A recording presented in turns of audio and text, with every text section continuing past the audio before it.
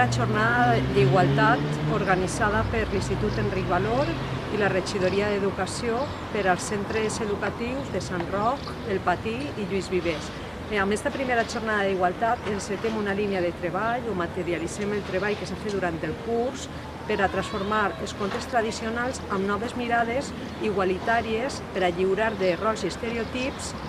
tots aquests personatges que aprenem en la infància i que hem de reflexionar sobre la seva adaptació als temps actuals. Han convertit aquestes protagonistes femenines en dones empoderades, lliures i independents i amb igual tracte amb els personatges masculins. Ha estat un treball molt intens, on ha hagut molta implicació del professorat i dels mestres de les escoles i la veritat és que estic molt orgullosa d'esta línia encetada de treball per l'educació i per la igualtat en el nostre poble.